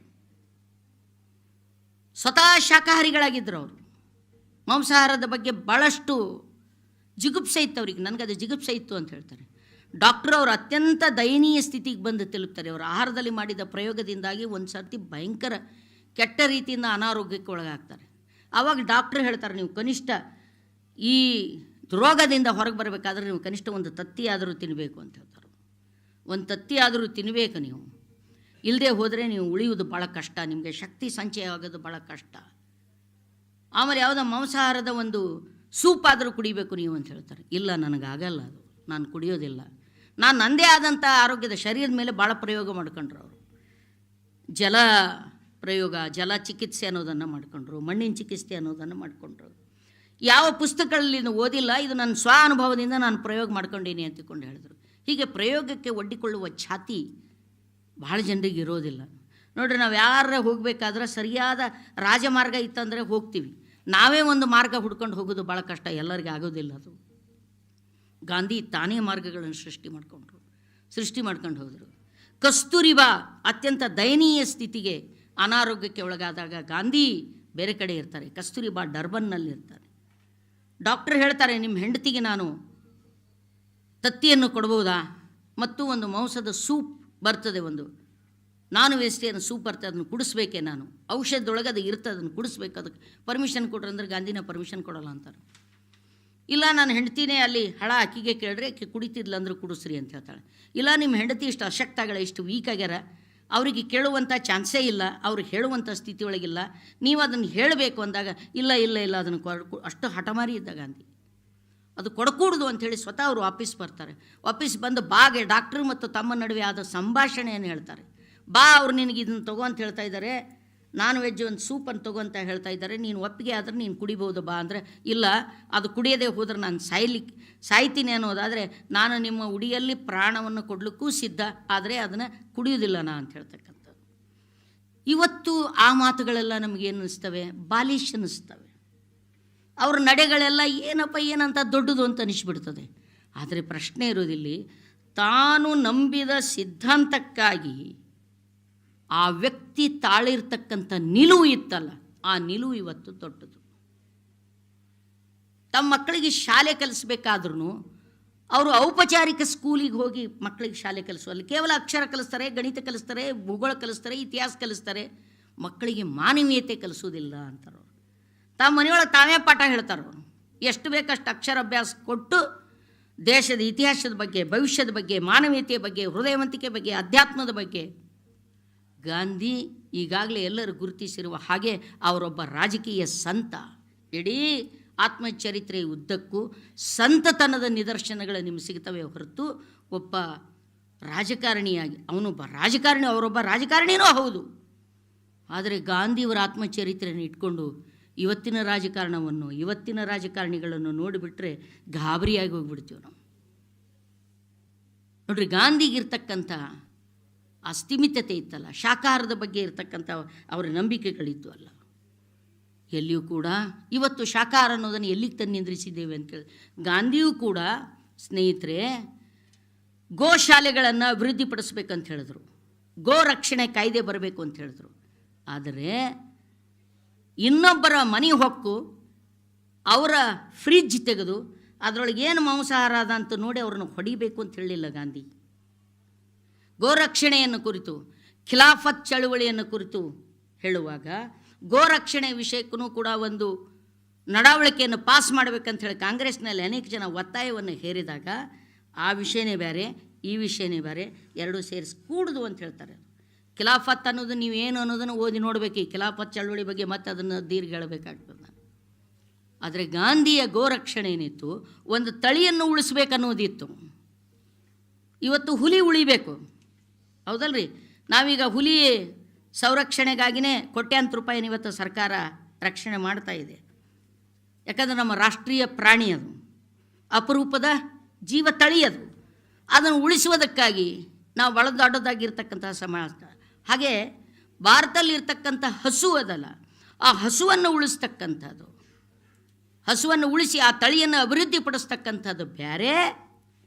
ಆದರೆ ನೀವು ಹಸುಗಳನ್ನು ಕೊಲ್ತೀರಿ, ದನಗಳನ್ನು ಕೊಲ್ತೀರಿ, ಆದ್ದರಿಂದ ನಿಮ್ಮನ್ನು ನಾವು ಹೊಡಿತೀವಿ, ನಿಮ್ಮನ್ನು ನಾವು ಕೊಲ್ತೀವಿ ಅಂತ ಹೇಳ್ತಕ್ಕಂಥ ಫ್ಯಾಸಿಸ್ಟ್ ಧೋರಣೆನೇ ಬೇರೆ. ಅಹಿಂಸೆ ಅನ್ನೋದನ್ನು ಫ್ಯಾಸಿಸಮ್ ಅಲ್ಲ, ಅದು ಅಹಿಂಸೆ ಅನ್ನೋದನ್ನು, ಮತ್ತೊಬ್ಬರನ್ನು ಅಪಮಾನಿಸೋದು, ಮತ್ತೊಬ್ಬರನ್ನು ಕೊಲ್ಲುವಂಥದ್ದಲ್ಲ. ಗಾಂಧಿ ಅಹಿಂಸೆಯಲ್ಲಿ ಯಾರಿಗೋ ಒಂದು ಸಲ ಒರಟಾಗಿ ಮಾತಾಡ್ತಾರೆ ಗಾಂಧಿ, ಅದನ್ನು ಹಿಂಸೆ ಅಂತ ತಿಳಿದ್ರು. ಒರಟಾಗಿ ಮಾತಾಡಿದ್ದನ್ನು ಅವ್ರ ಎದುರು ಹೋಗಿ ನಾನು ಹೀಗೆ ಮಾತಾಡಬಾರ್ದಾಗಿತ್ತು, ನಿಮ್ಮ ಜೊತೆ ಹೀಗೆ ಮಾತಾಡಿದ್ದು ತಪ್ಪು. ಗಾಂಧಿ ಸಾವಿರಾರು ಪತ್ರಗಳನ್ನು ಬ್ರಿಟಿಷ್ ಅಧಿಕಾರಿಗಳಿಗೆ ಬರೀತಾರೆ. ಆದರೆ ಪ್ರತಿ ಸಲ ಗಾಂಧಿ ಯಾವ ಬ್ರಿಟಿಷ್ ಅಧಿಕಾರಿಯ ಮನಸ್ಸನ್ನು ನೋಯಿಸಲಾರದೆ, ಯಾರಿಗೂ ಕೂಡ ಹೇಳಲಾರದೆ ಅವ್ರು ಗಾಂಧಿ ಹೇಳ್ತಾರೆ, ನೀವು ನನಗೆ ಹೊಡೆಯಬಹುದು, ನಾನು ನಿಮಗೆ ಹೊಡೆಯಲಾರೆ. ನೀವು ನಮ್ಮನ್ನು ಬ್ರಿಟಿಷ್ ಸರ್ಕಾರ ನಮ್ಮನ್ನು ಆಳ್ತಾ ಇದೆ, ನಿಮ್ಮ ಸರ್ಕಾರಕ್ಕೆ ನಾನು ವಿಧೇಯನಾಗಿರುತ್ತೇನೆ, ನಿಮ್ಮ ಸರ್ಕಾರ ನಮ್ಮ ಮೇಲೆ ಮಾಡುತ್ತಿರುವ ಅನ್ಯಾಯವನ್ನು ವಿರೋಧಿಸ್ತೇನೆ. ನಿಮ್ಮ ಸರ್ಕಾರಕ್ಕೆ ನಾನು ವಿಧೇಯ. ಎಲ್ಲಿವರೆಗೆ ನೀವು ನಮ್ಮನ್ನು ಆಳ್ತೀರೋ, ಎಲ್ಲಿವರೆಗೆ ನೀವು ನಮ್ಮನ್ನು ಚಕ್ರವರ್ತಿಗಳಾಗಿ ನೋಡಿಕೊಳ್ತೀರೋ ಅಲ್ಲಿವರೆಗೆ ನಾನು ನಿಮ್ಮ ವಿಧೇಯ. ಯಾವತ್ತು ನೀವು ವಿದೇಶದಿಂದ ಹೊರಟು ಹೋಗ್ತೀರೋ ನಿಮ್ಮನ್ನು ಹೊರಸೋಡಿಸೋದಾಯಿತು ನನ್ನ ಕೆಲಸ. ಅದು ನೀವು ಈ ದೇಶ ಬಿಟ್ಟು ಹೋಗಬೇಕು. ಗಾಂಧಿ ಹೇಳಿದ್ದದೇನೆ, ನೀವು ಈ ದೇಶ ಬಿಟ್ಟು ಹೋಗಬೇಕು. ಆದರೆ ನಾವು ಹೊಡೆಯುವುದಿಲ್ಲ, ನೀವು ನನ್ನನ್ನು ಹೊಡಿಬೋದು. ನಾವು ಅಹಿಂಸೆಯಿಂದಲೇ ಸ್ವಾತಂತ್ರ್ಯವನ್ನು ಪಡೀತೇವೆ. ನಾನು ಎಷ್ಟು ಸಜ್ಜನಿಕೆಯಿಂದ ಸರಳತೆಯಿಂದ ನಿಮ್ಮ ಮೇಲೆ ಒತ್ತಾಯವನ್ನು ಹೇರ್ತಾ ಇದ್ದೀನಿ, ನೀವು ಅಷ್ಟೇ ಸಜ್ಜನಿಕೆ ಸರಳಿಕೆಯಿಂದ ಈ ದೇಶವನ್ನು ಬಿಟ್ಟು ಹೋಗಬೇಕು ಅಂತ ಹೇಳಿರ್ತಕ್ಕಂಥದ್ದು. ಹೀಗಾಗಿ ಗಾಂಧಿ ಇವತ್ತು ಜಗತ್ತಿನಲ್ಲಿ ಒಂದು ಆದರ್ಶವಾಗಿ ಉಳಿತಾರೆ. ಜಗತ್ತಿನ ಎಲ್ಲ ಅಹಿಂಸಾವಾದಿಗಳಿಗೆ ಆದರ್ಶವಾಗಿ ಉಳಿತಿರ್ತಕ್ಕಂಥದ್ದು ಗಾಂಧಿ. ನೆಲ್ಸನ್ ಮಂಡೇಲ ಹೇಳ್ತಾನೆ, ನನ್ನ ಪ್ರೇರಣೆ ಗಾಂಧಿ. ನೆಲ್ಸನ್ ಮಂಡೇಲ ಹೇಳಿದು ಹೌದಲ್ಲ, ಜೂನಿಯರ್ ಆಫ್ರಿಕಾದ ಹೋರಾಟಗಾರ. ನನ್ನ ಇವರು ಯಾರು ಅಂತ ಕೇಳಿದರೆ ಗಾಂಧಿ ಅನ್ನುವಂಥ ಮಾತನ್ನು ಹೇಳ್ತಾರೆ. ಹೀಗಾಗಿ ಸ್ನೇಹಿತರೆ, ಇವತ್ತು ಗಾಂಧಿ ಮಾಡಿರ್ತಕ್ಕಂಥ ಹೋರಾಟಗಳದು ಉಪ್ಪಿನ ಸತ್ಯಾಗ್ರಹ ಇರ್ಬೋದು, ಅದು ಬಾರ್ಡೋಲಿ ಹೋರಾಟ ಇರ್ಬೋದು, ಅದು ರೌಲಟ್ ಕಾಯ್ದೆ ಕುರಿತು ಇರ್ಬೋದು, ಖಿಲಾಫತ್ ಚಳವಳಿಯನ್ನು ಕುರಿತೇ ಇರ್ಬೋದು, ಖೇಡಾ ಸತ್ಯಾಗ್ರಹ ಇರ್ಬೋದು, 108 ಸತ್ಯಾಗ್ರಹಗಳನ್ನು ಮಾಡ್ತಾರೆ ಅವರು. ಚಂಪಾರಣ್ಯದ ಹೋರಾಟ ಇರ್ಬೋದು, ನೀಲಿ ಬೆಳಗಾರ ಹೋರಾಟ, ಖೇಡಾ ಕೂಲಿಕಾರ, ಅಹಮದಾಬಾದಿನ ಕೂಲಿಕಾರರ ಸಮಸ್ಯೆ ಇರ್ಬೋದು, ಇಂಥ 100 ಹೋರಾಟಗಳನ್ನು ಗಾಂಧಿ ತಮ್ಮ ಜೀವನದ ಉದ್ದಕ್ಕೂ ಮಾಡಿದ್ದು. ಎಲ್ಲೆಲ್ಲಿ ಅನ್ಯಾಯ ಅತ್ಯಾಚಾರ ಇರ್ತದೆ ಅಲ್ಲಿಯ ಜನ ಗಾಂಧಿಯನ್ನು ಕರೀಲಿಕ್ಕೆ ಬಯಸ್ತಾರೆ. ಗಾಂಧಿ ನಮ್ಮಲ್ಲಿಗೆ ಬರಬೇಕು ಅಂತ ಹೇಳ್ತಾರೆ. ಎಲ್ಲೆಲ್ಲಿ ಅನ್ಯಾಯ ಅತ್ಯಾಚಾರ ನಡೀತದೆ ಅಲ್ಲಿ ಗಾಂಧಿ ಹೋಗಿ ನಿಲ್ತಾರೆ, ಅವರಿಗೆ ಸತ್ಯಾಗ್ರಹವನ್ನು ಕಳಿಸ್ತಾರೆ. ಇನ್ನು 2 ನೇಷನ್ ಥೇರಿ ಅನ್ನುವಂಥ ವಿಷಯ ಬಂದಾಗ, ಭಾರತ ಮತ್ತು ಪಾಕಿಸ್ತಾನ ವಿಭಜನೆ ಆಗುವ ಸಂದರ್ಭದಲ್ಲಿ ಬಂದಾಗ ಗಾಂಧಿ ಈ ದೇಶದ ವಿಭಜನೆಯ ವಿರೋಧಿಗಳಾಗಿದ್ದರು. ಈ ದೇಶ ಒಡಿಬಾರ್ದು ಅಂತ ಹೇಳಿದರು. 2 ನೇಷನ್ ಥಿಯರಿ ಅನ್ನೋದನ್ನು ಮೊಟ್ಟ ಮೊದಲು ಇಟ್ಟಿರ್ತಕ್ಕಂಥವರು ಸಾವರ್ಕರ್. 2 ನೇಷನ್ ಥಿಯರಿ ಇದನ್ನು ಮೊಟ್ಟ ಮೊದಲು ಇಟ್ಟವ್ರು ಯಾರ್ರೀ? ಸಾವರ್ಕರ್. ಆದರೆ ಇವತ್ತು ಗಾಂಧಿ ದೇಶ ಒಡೆದ ದೇಶ ಒಡೆದ ದೇಶ ಒಡೆದ ಅನ್ನುವಂಥ ಅಪಪ್ರಚಾರ ಮಾಡ್ತಾಯಿದ್ದಾರೆ. ಗಾಂಧಿ ಹತ್ಯೆಗೆ ಕಾರಣ ಏನಂದರೆ ಗಾಂಧಿ ಪಾಕಿಸ್ತಾನ ಅಂತ ಒಡೆದಿದ್ದು ಕಾರಣ. ಆಮೇಲೆ ಗಾಂಧಿ ಪಾಕಿಸ್ತಾನವನ್ನು ಹೋದಾಗ ಅವರಿಗೆ 55 ಕೋಟಿ ಹಣ ಪಾಕಿಸ್ತಾನಕ್ಕೆ ಕೊಡಬೇಕು ಅಂತಿಕೊಂಡ ಒತ್ತಾಯವನ್ನು ಹೇರಿ ಉಪವಾಸವನ್ನು ಮಾಡಿದರು. ಮುಸ್ಲಿಮರ ಮಾರಣ ಹೋಮ ನಡಿಕೂಡುದು ಅಂತ ಉಪವಾಸ ಮಾಡಿದರು. ಗಾಂಧಿ ಹಿಂದೂಗಳ ವಿರೋಧಿಯಾಗಿದ್ದರು ಅಂತ ಹೇಳ್ತಕ್ಕಂಥದ್ದು ಅಪ್ಪಟ ಸುಳ್ಳು. ಯಾಕಂದರೆ ಗಾಂಧಿಯ ಮೇಲೆ, ಗಾಂಧಿ ಹತ್ಯೆ ಆಗಿದ್ದು 1948, ಅದಕ್ಕಿಂತ ಮುಂಚೆ ಗಾಂಧಿ ಮೇಲೆ 14 ಸಲ ಕೊಲೆಯ ಪ್ರಯತ್ನಗಳಾಗಿವೆ. 2 ನೇಷನ್ ಥಿಯರಿ ಅನ್ನೋದು ಹುಟ್ಟೋದಕ್ಕಿಂತ ಮುಂಚೆ, ಈ ವಿಷಯ ಚರ್ಚೆಗೆ ಬರೋದಕ್ಕಿಂತ ಮುಂಚೆ 14 ವರ್ಷಗಳ ಅವಧಿಯಲ್ಲಿ 6 ಬಾರಿ ಗಾಂಧಿ ಹತ್ಯೆಯ ಪ್ರಯತ್ನಗಳು ನಡೆದು ಕೊನೆಯ ಪ್ರಯತ್ನ ಸಕ್ಸಸ್ ಆಗಿದೆ. ಅಂದರೆ ಗಾಂಧಿ ಹತ್ಯೆ ಮೊದಲೇದು ಪಾಕಿಸ್ತಾನ ಒಡಿಲಿಕ್ಕೆ ಗಾಂಧಿ ಕಾರಣೀಭೂತರಾಗಿರ್ತಕ್ಕಂಥ ಸುಳ್ಳು ಕಥನವನ್ನು ಒಡಿಬೇಕಾಗಿದೆ ಇವತ್ತು. ಎರಡನೇದು ಮುಸಲ್ಮಾನರ ಪರವಾಗಿದ್ದರು ಗಾಂಧಿ, ಅದಕ್ಕೆ ಹತ್ಯೆಗೆ ಒಳಗಾದರು ಅಂತ ಹೇಳ್ತಕ್ಕಂಥದ್ದು ಕೂಡ ಸುಳ್ಳು. ಗಾಂಧಿ ನಿಜವಾದಂಥ ಒಬ್ಬ ದೊಡ್ಡ ಹಿಂದೂ ಆಗಿದ್ದರು. ಗಾಂಧಿಯ ಹಿಂದೂ ಅದು ಹಿಂದುತ್ವ ಅಲ್ಲ. ಹೀಗಾಗಿಯೇ ಉಗ್ರ ಹಿಂದುತ್ವವಾದಿಗಳಿಗೂ ಇವತ್ತಿಗೂ ಗಾಂಧಿ ವಿಲನ್. ಉಗ್ರ ಹಿಂದುತ್ವವಾದಿಗಳು ಯಾವತ್ತೂ ಗಾಂಧಿಯನ್ನು ಸ್ವೀಕರಿಸಲಿಕ್ಕೆ ಸಾಧ್ಯ ಇಲ್ಲ. ಇವತ್ತೇನಾದರೂ ಅವರು ಗಾಂಧಿ ಜಪ ಮಾಡ್ತಿದ್ರೆ ಅದು ಮೋಸ, ಮರೆ, ಕುತಂತ್ರ.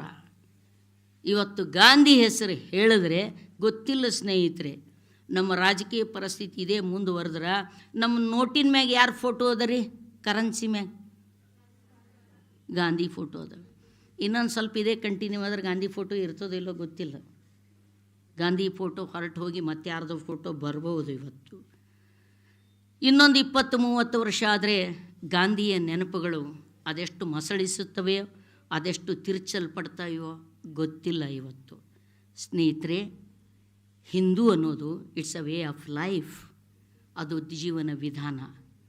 ಹಿಂದೂ ಅನ್ನೋದು ಭಗವಂತನ ಬಗ್ಗೆ ಮತ್ತು ಜನತೆಯ ಬಗ್ಗೆ ನನಗಿರುವಂಥ ನಿಷ್ಠತೆ, ನನಗಿರ್ತಕ್ಕಂಥ ಪ್ರೀತಿ. ಅಣುರೇಣು ತೃಣಕಾಷ್ಟವನ್ನು ಯಾರು ಪ್ರೀತಿಸುತ್ತಾರೋ ಅವರು ಹಿಂದೂಗಳೇ ಹೊರತು ಪೌರಾಣಿಕ ದೇವರ ಹೆಸರಿನಿಂದ ಇನ್ನೊಂದು ಧರ್ಮವನ್ನು ಅಪಮಾನಿಸೋದು, ಇನ್ನೊಬ್ಬರ ಕೊಲೆ ಮಾಡೋದು, ಇನ್ನೊಬ್ಬರ ಮೇಲೆ ಗೂಬೆ ಕೂರಿಸುವುದು ಹಿಂದೂ ಅಲ್ಲ. ನಿಜವಾದ ಹಿಂದೂ ಏನು ಅಂತ ಅನ್ನೋದು ನಿಮ್ಗೆ ಅರ್ಥ ಆಗಬೇಕಾದ್ರೆ ಗಾಂಧಿಯ ಆತ್ಮಚರಿತ್ರೆ ಓದಬೇಕು. ನೀವು ಗಾಂಧಿಯ ಜೀವನ ಚರಿತ್ರೆಯನ್ನು ನೀವು ಓದಬೇಕು. ಏನು ನಿಜವಾದ ಹಿಂದೂ ಅನ್ನುವಂಥದ್ದು. ಗಾಂಧಿಯಷ್ಟು ಧಾರ್ಮಿಕ ವ್ಯಕ್ತಿ ಮತ್ತಾರೂ ಆಗಿರಲಿಕ್ಕೆ ಭಾರತದಲ್ಲಿ ಸಾಧ್ಯವಿಲ್ಲ. ಗಾಂಧಿ ಭಾಳ ದೊಡ್ಡ ಧಾರ್ಮಿಕ ವ್ಯಕ್ತಿ ಗಾಂಧಿ.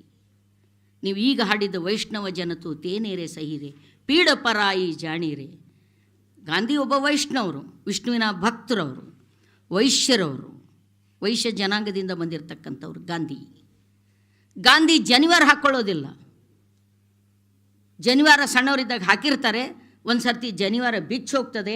ಆಮೇಲೆ ಅವರಿಗೆ ಬನಾರಸ್ ಹಿಂದೂ ಇದಕ್ಕೆ ಹೋದಾಗ ನೀವು ಯಾಕೆ ಜನಿವಾರ ಹಾಕ್ಕೊಳ್ಳೋದಿಲ್ಲ ಅಂದರೆ, ಶೂದ್ರರಿಗೆ ಈ ಜನಿವಾರ ಇಲ್ಲ ಅಂತ ಆದರೆ ನನಗೂ ಕೂಡ ಈ ಜನಿವಾರ ಬೇಡ ಅಂತ ಬಿಟ್ಟವರು ಗಾಂಧಿ. ಚಿಕ್ಕಂದಲ್ಲಿ ಒಂದು ಸಲ ಜನಿವಾರ ಹಾಕ್ಕೊಳ್ತಾರೆ, ಅವ್ರು ಬರ್ದಾರೆ ಅದ್ರ ಬಗ್ಗೆ, ಹಾಕೋತಾರೆ. ಆಮೇಲೆ ಅವರಿಗೆ ನೀವು ಜನಿವಾರ ಹಾಕ್ಕೊಳ್ಳೋದಿಲ್ಲ, ಅವ್ರು ಕಿತ್ತು ಹೋಗ್ತದೆ, ಒಂದು ಸಲ ಬಿಟ್ಟು ಹೋಗ್ತದೆ ಅದು. ನೀವು ಜನಿವಾರ ಹಾಕ್ಕೋಬೇಕು. ಯಾಕೆ 3 ವರ್ಗದವರಿಗೆ 3 ವರ್ಣದವರಿಗೆ ಜನಿವಾರ ಹಾಕ್ಕೊಳ್ಳೋ ಪರ್ಮಿಷನ್ ಇತ್ತು, ಬ್ರಾಹ್ಮಣ, ಕ್ಷತ್ರಿಯ, ವೈಶ್ಯ. ಜನಿವಾರ ಹಾಕ್ಕೋಬಾರ್ದು ಯಾರು? ಶೂದ್ರರು. ಹೆಚ್ಚು ಕಡಿಮೆ ನಾವು ಜಾಸ್ತಿ ಜನ ಶೂದ್ರರು ಇರ್ತೇವೆ, ಕೆಲವರು ಬಿಟ್ಟರೆ. ಇಲ್ಲಿದ್ದವರೆಲ್ಲ ಜಾಸ್ತಿ ಜನ, ಯಾಕೆ ಬಹುಸಂಖ್ಯಾತರು ನಾವು ಶೂದ್ರರೇ ಇದ್ದೇವೆ, ಶೂದ್ರರು ಇರ್ತೇವೆ. ನಮ್ಗೆ ಜನಿವಾರ ಹಾಕ್ಕೊಳ್ಳುವಂಥ ಹಕ್ಕಿಲ್ಲ. ಜನಿವಾರ ಅಂದ್ರೆ ಏನು ರೀ? ದಾರ. ಆ ದಾರ ಯಾಕೆ ಅಷ್ಟು ಇಂಪಾರ್ಟೆಂಟ್? ದಾರ ಯಾರನ್ನೂ ಹಾಕೋಬೋದಲ್ಲ. ಈ ದೇಶದ ಸನಾತನ ವ್ಯವಸ್ಥೆ ಹಂಗೆ ಸಿಕ್ಕೋರು ನೀವು ದಾರ ಹಾಕ್ಕೊಡ್ತೀನಿ ಅಂದ್ರೆ ಬಿಡಂಗಿಲ್ಲ ನಿಮ್ಗೆ. ಹಂಗೆಲ್ಲರೂ ದಾರ ಹಾಕ್ತೀನಿ, ಸಂಸ್ಕೃತ ಮಂತ್ರ ಹೇಳ್ತೀನಿ ಅಂದರೆ ನಿಮಗೆ ಈಗಿನ ಸಂಸ್ಕೃತ ರಿಕಾರ್ಡ್ನಾಗ ಹಾಕಿ ಯಾರು ಬೇಕು ಅವ್ರು ಕೇಳ್ತಾ ಇದ್ದೀವಿ. ದಿಸ್ ಈಸ್ ಮಾರ್ಕೆಟಿಂಗ್, ಅದು ಪ್ರಶ್ನೆ ಬೇರೆ. ಅದು ಅಧಿಕೃತವಾಗಿ ನೀವು ಸಂಸ್ಕೃತ ಮಂತ್ರದ ವಕ್ತಾರರಾಗುವಂಗಿಲ್ಲ, ಅಧಿಕೃತವಾಗಿ ಸಂಸ್ಕೃತ ಮಂತ್ರಗಳನ್ನು ಬೋಧನೆ ಮಾಡುವಂಗಿಲ್ಲ ನೀವು. ನಾನೊಬ್ಬ ಹೆಣ್ಮಗಳು, ನಾನು ಹೆಣ್ಮಕ್ಳಿಗೆ ಜನಿವಾರ ಇಲ್ಲ. ಬ್ರಾಹ್ಮಣ ಹೆಣ್ಮಕ್ಳು ಜನಿವಾರ ಹಾಕತ್ತಾರೇನು? ಇಲ್ಲ. ಅದು ಬ್ರಹ್ಮೋಪವಿತ್ತು ಅಂದರೆ ಬ್ರಹ್ಮ ವಿದ್ಯೆಯನ್ನು ಕಲೀಲಿಕ್ಕೆ ಬೇಕಾಗಿರ್ತಕ್ಕಂಥ ಒಂದು ಮಾನದಂಡ, ಒಂದು ಸಂಸ್ಕಾರ. ಅದನ್ನು ಹಾಕ್ಕೊಂಡು ಓಂ ಭರ್ಗೋ ದೇವಶ್ಯ ಧೀಮಹಿ ಧಿಯೋ ಯೋನ ಪ್ರಚೋದಯಾತ್ ಅದು ಸೂರ್ಯನ ಮಂತ್ರ ಹೇಳಬೇಕು. ಓಂ ಭರ್ಗೋಶ್ಯ. ಇವತ್ತೇನೋ ನಾನು ಎಷ್ಟು ಈಸಿಯಾಗಿ ಹೇಳಿ ಮೆದುರಿನ ಪಾರಾಗಿ ಹೋಗ್ತಾ ಇದ್ದೀನಿ. 200 ವರ್ಷಗಳ ಹಿಂದೆ ಹಿಂಗೇನಾದರೂ ಹೇಳಿದರೆ ನನ್ನ ನಾಲಿಗೆ ಸೀಳಿ, ಹೌದಲ್ಲ, ನನ್ನ ನಾಲಿಗೆ ಸೀಳಿದ ನಾಲಿಗೆ ಮ್ಯಾಗ ಉಪ್ಪು ಚೆಲ್ಲಿ ಇಟ್ಟಂಗಿ ಪುಡಿ ಹಚ್ಚಿ ಗಾರ ಗಾರ ಗಾರ ತಿಕ್ಕಿ ಖತಮ್ ಮಾಡಿ ಹಾಕ್ತಿದ್ರು, ನಾನು ಖಲಾಸ್ ಮಾಡಿ ಹಾಕ್ತಿದ್ರು. ಇವತ್ತೇನೋ ಮಾರ್ಕೆಟಿಂಗ್ ಅದು. ಆ ಮಾರ್ಕೆಟಿಂಗ್ದಾಗ ಆದರೆ ಅದನ್ನು ನಾನು ಹಿಂಗೆ ಔಟ್ ಆಫ್ ದಿ ಕಾಂಟೆಸ್ಟ್ ಮಾತಾಡ್ಬೋದು, ಅಧಿಕೃತವಾಗಿ ನಾನು ಮಂತ್ರಿ ಹೇಳುವಂಗಿಲ್ಲ. ಅದಕ್ಕೆ ಗಾಂಧಿಯು ಕೂಡ ನನಗೆ ಜನಿವಾರ ಬೇಡ, ಶೂದ್ರರಿಗೆ ಇಲ್ಲವಾದರೆ ನನಗೂ ಕೂಡ ಜನಿವಾರ ಬೇಡ ಅಂತ ಹೇಳಿದರು. ಇದೇ ಮಾತನ್ನು 1000 ವರ್ಷಗಳ ಹಿಂದೆ ಬಸವಣ್ಣ ಹೇಳಿದ್ದ. ಶೂದ್ರರಿಗೆ ಇಲ್ಲದ ಜನಿವಾರ ನನಗೆ ಬೇಡ, ಅದನ್ನು ಕಿತ್ತಿ ಎಸೆದು ಕಿಚ್ಚು ದೈವವೆಂದು ಯಾಗ ಹೋಮ ಹವನ ಮಾಡ್ಕೊಳ್ಳಿಕ್ಕೆ ಜನಿವಾರ ಹಾಕ್ಬೇಕು ನೀವು. ಹೋಮ ಹವನ ಅಂದ್ರೆ ಏನು ರೀ? ಯಜ್ಞ ಕುಂಡದ ಪೂಜೆ, ಹೌದಲ್ಲ? ಹೋಮ ಹವನ ಅಂದ್ರೆ ಗೊತ್ತದಲ್ರಪ್ಪ? ಗೊತ್ತದಿಲ್ಲರಮ್ಮ ಹೋಮ ಹವನ ಅಂದ್ರೆ? ಗೊತ್ತದಿಲ್ಲ? ನಡವರ್ಕೊಂದು ಬೆಂಕಿ ಮಾಡಿ ಆ ಬೆಂಕಿ ಒಳಗೆ ತುಪ್ಪ ಹಾಕಿ, ಹಾಲು ಹಾಕಿ, ಮೊಸರು ಹಾಕಿ, ಬಟ್ಟೆ ಹಾಕಿ, ಚಂದನ ಹಾಕಿ, ಹಣ್ಣು ಹಾಕಿ, ಹಂಪಲ ಹಾಕಿ, ಓಂ ಸ್ವಾಹ ಬ್ರಹ್ಮದೇವಾಯ ಸ್ವಾಹ, ವಿಷ್ಣು ದೇವಾಯ ಸ್ವಾಹ, ಕಸ್ಮೇ ದೇವಾಯ ಸ್ವಾಹ, ಏ ದೇವ್ರೇ ನೀ ತಿನ್ನು, ಏ ದೇವ್ರೇ ನೀ ತಿನ್ನು, ಬೆಂಕಿಯಾಗ ಹಾಕಿ ಅದಕ್ಕೆ ತಿನ್ನು ಅಂತಾರೆ. ಹಾಕಿದ್ದೆಲ್ಲಿ? ಈ ಬೆಂಕಿ, ಅದು ತಿಂತ ದೇವ್ರ. ಇಲ್ಲಿ ಕುಂತು ಪಿಜ್ಜಾ ತೊಗೊಂಡು ನಿಮ್ಮ ಗೆಳತಿಗೆ ಓ ಗೆಳತಿಯೇ ಸ್ವಾಹ ಅಂದ್ರಕ್ಕೆ ಪಿಜ್ಜಾ ತಿಂದಂಗೆ ಆಗ್ತದೆ. ಇದು ಹೆಂಗಾಗ್ತದ್ರಿ? ಇದು ಹೆಂಗಾಗ್ತದ ಹೇಳ್ರಿ ನೀವು? ಅದಕ್ಕೆ ಬಸವಣ್ಣ ಹೇಳ್ದ, ಕಿಚ್ಚು ದೈವವೆಂದು ಹವಿಯ ನಿಕ್ಕುವ ಬ್ರಾಹ್ಮಣನ ಮನೆಯಲ್ಲಿ ಕಿಚ್ಚೆದ್ದು ಸುಡುವಾಗ ವಂದನೆಯ ಮರೆತು ನಿಂದನೆ ಮಾಡುತ್ತೀರಿ ರೇಖಯ್ಯ. ಬಚ್ಚಲ ನೀರ ಬೀದಿಯ ಮಣ್ಣ ಹೊಯ್ದು ಬೊಬ್ಬಿಟ್ಟೆಲ್ಲರ ಕರೆಯುತ್ತಿರುವ ರೇಖಯ್ಯ ಕೂಡಲ ಸಂಗಮ ದೇವಯ್ಯ. ಕಿಚ್ಚು ದೈವವೆಂದು ಹವಿಯ ನಿಕ್ಕುವ ಬ್ರಾಹ್ಮಣನ ಮನೆಯಲ್ಲಿ ನೀವು ಯಾರಾದರೂ ನೀವು ಬ್ರಾಹ್ಮಣರು ನಮ್ಮನ್ನು ನೀವು ಇದು ಮಾಡಿರಿ ಅಂತ ನಿಮಗೆ ಮಾನನಷ್ಟ ಮೊಕದ್ದಮೆ ಹಾಕಪ್ಪಲ್ಲ, ಹಾಕರು ಬಸವಣ್ಣನ ಮ್ಯಾಗೆ ಹಾಕ್ಬೇಕು. ನಾ ಅಲ್ಲ ಹೇಳಿದ್ದಿದು, ಬಸವಣ್ಣ. ನನ್ನ ವರ್ಷನ ಅಲ್ಲವೇ ಅಲ್ಲ. ಬಸವಣ್ಣನಾದರೂ ಕೂಡ ನಾನಾದರೂ ಕೂಡ ಬ್ರಾಹ್ಮಣ್ಯವನ್ನು ಹಳಿತೇವೆ ಹೊರತು ಬ್ರಾಹ್ಮಣರನ್ನಲ್ಲ. ಕಿಚ್ಚು ದೈವವೆಂದು ಹವಿಯ ನಿಕ್ಕುವ ಬ್ರಾಹ್ಮಣನ ಮನೆಯಲ್ಲಿ ಕಿಚ್ಚನ್ನು ಪೂಜೆ ಮಾಡ್ತಿರಲ್ಲ, ಬೆಂಕಿ ಪೂಜೆ ಮಾಡ್ತಿರಲ್ಲ ನೀವು, ಅದೇ ಬೆಂಕಿ ನಿಮ್ಮ ಮನೆಗೆ ಹತ್ತಿತು ಅಂತ ತಿಳ್ಕೊರಿ. ನೀವು ಬೆಂಕಿ ಪೂಜೆನೇ ಮಾಡೋರಲ್ಲ, ನೀವು ಅಗ್ನಿದೇವ ನಾವು ಪೂಜೆ ಮಾಡ್ತಿರಲ್ಲ, ನೀವು ಅಗ್ನಿದೇವ ಮಾಡ್ರಿ ಪೂಜೆ. ಮನೆಗೆ ಬೆಂಕಿ ಹತ್ತಂದ್ರೆ ಅದನ್ನು ಓ ಮನೆಯ ಅಗ್ನಿದೇವಾಯ ಸ್ವಾಹ ಅನ್ಬೇಕು. ಅವಾಗ ಯಾಕೆ ನೀರು ತಂದು ಫ್ರೈಡ್ ಬ್ರಿಗೇಡ್ದವ್ರಿಗೆ ಫೋನ್ ಹೊಡೆದು ತಂದು ಹೊಯ್ಕೊಂಡು ಬೊಬ್ಬಿಟ್ಟು ಅಂದ್ರೆ ಹೊಯ್ಕೊಂಡು ಕರೆದು ಆರಿಸ್ತೀರಪ್ಪ. ಏನಯ್ಯ ವಿಪ್ರ, ತನಗೊಂದು ಬಟ್ಟೆ ಲೋಕಕ್ಕೊಂದು ಬಟ್ಟೆ, ನುಡಿದಂತೆ ನಡೆಯರು. ಹೌದಲ್ರಿ? ಏನಯ್ಯ, ನಾನು ಹೇಳಿದ್ದಲ್ಲ, ಇದು ಬಸವಣ್ಣ ಹೇಳಿದ್ದು. ಹಾಗೆ ಎಲ್ಲರಲ್ಲಿ ಇರ್ತಕ್ಕಂಥ ಕೇಡನ್ನು ನಿಲ್ಲಿಸಲಿಕ್ಕೆ ಸಾಧ್ಯ ಆಗಬೇಕು ನಮಗೆ.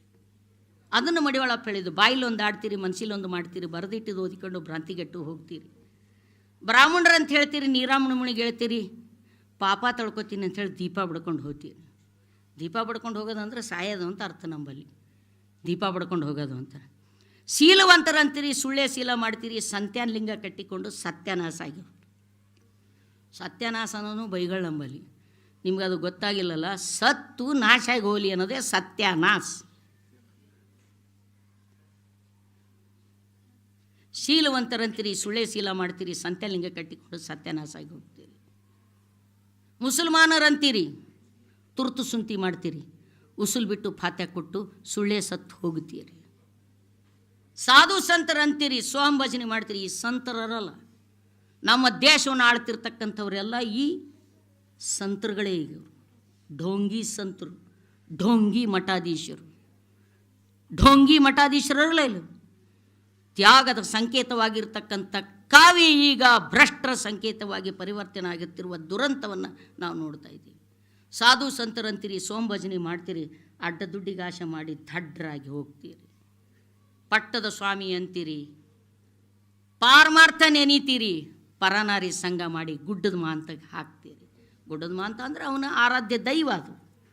ಸೊ ಇದನ್ನು ಗಾಂಧಿ ತಮ್ಮ ಜೀವನದುದ್ದಕ್ಕೂ ಪಾಲಿಸಿಕೊಂಡು ಬಂದಿರತಕ್ಕಂಥದ್ದು. ತಾವು ನಂಬಿದ ತತ್ವ ಮತ್ತು ಸಿದ್ಧಾಂತದಲ್ಲಿ ತಮ್ಮ ಹೆಂಡತಿಯನ್ನು, ತಮ್ಮ ಮಕ್ಕಳನ್ನು, ತಮ್ಮ ಸ್ನೇಹಿತರನ್ನು ಎಲ್ಲರೂ ನಡೆಸ್ಕೊಂಡು ಹೋಗಿರ್ತಕ್ಕಂಥದ್ದು.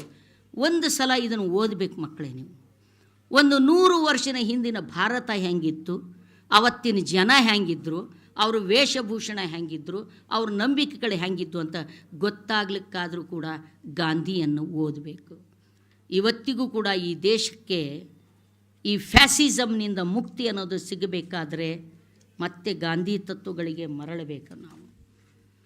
ಈ ದೇಶ ಬಂಡವಾಳಶಾಹಿಗಳಿಂದ ಉಳಿಬೇಕು ಅಂತ ಕೇಳಿದರೆ ಮತ್ತೆ ನಾವು ಗ್ರಾಮ ಸ್ವರಾಜ್ಯಕ್ಕೆ ತೆರಳಬೇಕಾಗ್ತದೆ. ಹೀಗಾಗಿ ಒಬ್ಬ ವ್ಯಕ್ತಿ ತನ್ನ 56 ವರ್ಷದ ಬದುಕಿನಲ್ಲಿ ಎಷ್ಟು ಪ್ರಯೋಗಗಳನ್ನು ನಡೆಸಬೇಕಾಗಿತ್ತು, ಆರ್ಥಿಕ, ಸಾಮಾಜಿಕ, ಧಾರ್ಮಿಕ, ಆಧ್ಯಾತ್ಮಿಕವಾಗಿ ಎಷ್ಟು ಪ್ರಯೋಗಗಳನ್ನು ನಡೆಸ್ಬೋದು ಅಷ್ಟು ಪ್ರಯೋಗಗಳನ್ನು ನಡೆಸಿರ್ತಕ್ಕಂಥ ಗಾಂಧಿ ಆದರ್ಶ ಆಗ್ತಾನೋ ಇಲ್ಲೋ ಗೊತ್ತಿಲ್ಲ, ಅನುಕರಣೀಯ ಆಗ್ತಾರೋ ಇಲ್ಲೋ ಗೊತ್ತಿಲ್ಲ, ಆದರೆ ಅಧ್ಯಯನದ ಕುತೂಹಲ ಅಂತೂ ಹುಟ್ಟಿಸ್ತಾರೆ. ಒಂದು ಸಲ ಓದಿ ನೋಡ್ಬೇಕು ನೀವು. ಎಲ್ಲ ಭಾಷೆ ಒಳಗದ ಇದು.